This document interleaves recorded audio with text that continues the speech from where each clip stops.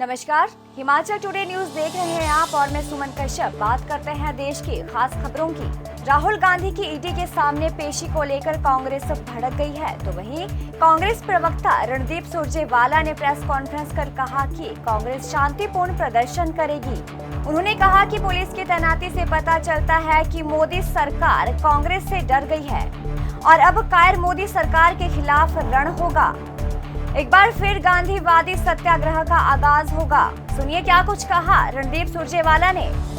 सुरजेवाला ने कहा कि भारतीय राष्ट्रीय कांग्रेस को झुकाने के लिए पीएम मोदी पिछले 8 साल से एड़ी चोटी का जोर लगा रही है, लेकिन राहुल गांधी और कांग्रेस का हर नेता और कार्यकर्ता देश के साधारण व्यक्ति, मध्यम वर्ग, गरीब और दलित की आवाज उठाने के अपने कर्तव्य पर अड़िग है। रणदीप सुरजेवाला यही नहीं रुके। उन्होंने आगे कहा कि नरेंद्र मोदी सरकार कायर है और उसने अघोषित आपातकाल लगा रखा है। उन्होंने कहा कि प्रवर्तन निदेशालय बीजेपी का इलेक्शन मैनेजमेंट डिपार्टमेंट है। भाजपा कांग्रेस को दबाना चाहती है। उन्होंने कहा कि हम ना डरेंगे, ना झुकेंगे और लोकतंत्र के लिए लड़ते रहेंगे। आज एक ऐतिहासिक दिन है और कायर मोदी सरकार जान ले, झुकेंगे नहीं, लड़ेंगे और जीतेंगे। आज फिर आगाज होगा एक गांधीवादी सत्याग्रह का। आज फिर आगाज होगा एक नई क्रांति का कायर मोदी सरकार के खिलाफ। आज फिर आगाज होगा एक नए बलबले का प्रजातंत्र को रोंदने वाली भाजपा के खिलाफ। आज फिर आगाज होगा साहस और संयम का संविधान का दमन करने वाली ताकतों के खिलाफ। आज फिर आगाज होगा, निडर और बेखौफ होगा, गुलामी की पहचान बनी मोदी सरकार की दमनकारी नीतियों के खिलाफ। आज फिर गांधीवादी रणघोष होगा। कायर मोदी सरकार सत्य की आवाज के खिलाफ डर गई है। मोदी सरकार और उसके पिट्ठू इलेक्शन मैनेजमेंट डिपार्टमेंट ईडी ने सत्य को ललकारा है। सत्य को आवरण की जरूरत नहीं, न उसे दबाया जा सकता, न झुकाया जा सकता।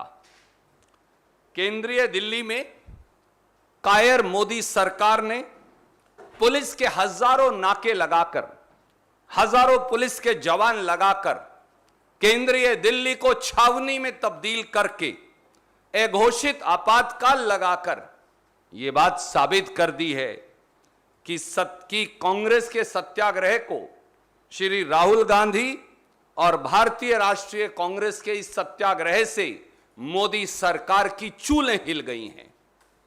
श्री राहुल गांधी के नेतृत्व में शांति प्रिय व गांधीवादी तरीके से सत्याग्रह की मार्च तो निकलेगी ही। न इसे अंग्रेज दबा पाए, न हमें अंग्रेज दबा पाए और न अंग्रेजों के उस समय के मुखबिर और आज की सत्ता के हुक्मरान दबा पाएंगे। हम दृढ़ता से, शांति प्रिय और गांधीवादी तरीके से बीजेपी के इलेक्शन मैनेजमेंट डिपार्टमेंट ईडी तक श्री राहुल गांधी के नेतृत्व में पैदल मार्च करके जाएंगे। उनकी झूठ की अदालत में सत्य की बिसात पर आधारित हर सवाल का जवाब देंगे।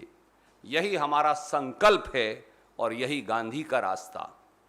भारतीय राष्ट्रीय कांग्रेस को झुकाने के लिए, हमारे नेतृत्व को झुकाने के लिए 8 साल से मोदी सरकार ने एड़ी चोटी का जोर लगा रखा है। लेकिन श्री राहुल गांधी और कांग्रेस का हर कार्यकर्ता, हर नेता देश के साधारण व्यक्ति, देश के वंचित, देश के शोषित, देश के गरीब, देश के दलित, उनकी आवाज उठाने के अपने कर्तव्य पर अडिग है और अडिग रहेंगे। हम लोकतंत्र के सिपाही हैं और संविधान के रखवाले हैं। मैं फिर दोहराता हूं, हम लोकतंत्र के सिपाही हैं और संविधान के रखवाले हैं। हम ना डरेंगे, ना दबेंगे, ना झुकेंगे, केवल चलते जाएंगे जब तक जीत हासिल ना हो जाए और हर भाजपाई हथकंडे को विफल कर दम लेंगे। भारतीय राष्ट्रीय कांग्रेस 136 साल से इस देश के हर व्यक्ति की आवाज है। हम उस गांधी के वंशज हैं जिन्होंने निहत्थे रहकर देश की जनता की ताकत के बल पर तानाशाही ताकत को, अंग्रेज की ताकत को हिंदुस्तान छोड़कर भाग जाने को विवश कर दिया था। हम उस पंडित नेहरू की वैचारिक सोच हैं जिन्होंने देश की आजादी के आंदोलन में 10 साल कारावास में बिताए और राष्ट्र निर्माण का संकल्प पूरा करके दिखाया। हम उस सरदार पटेल के उत्तराधिकारी हैं जिन्होंने आजाद भारत को पंडित नेहरू के साथ कंधे से कंधा मिलाकर एक सूत्र में पिरोया। हम उस मौलाना अब्दुल कलाम आजाद और डॉक्टर राजेंद्र प्रसाद की सोच हैं जिन्होंने जिन्ना के विभाजनकारी एजेंडे को सिरे से खारिज कर दिया।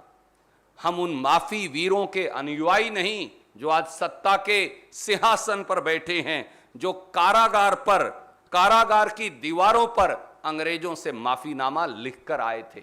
मोदी सरकार ने भूल कर ली है।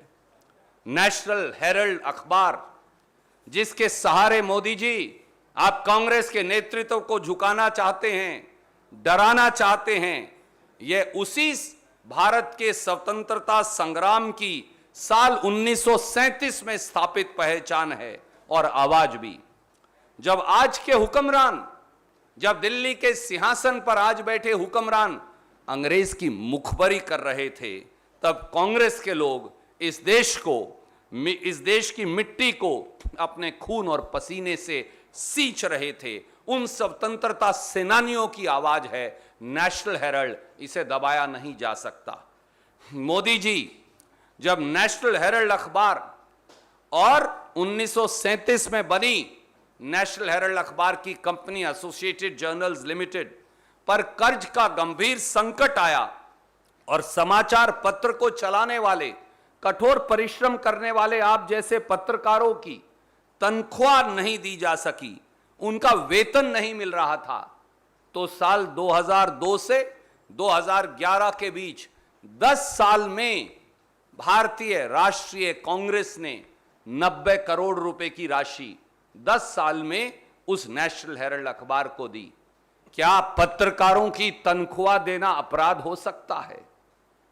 भारतीय राष्ट्रीय कांग्रेस एक राजनीतिक दल है और राजनीतिक दल किसी भी समाचार पत्र या कंपनी के शेयर नहीं ले सकता।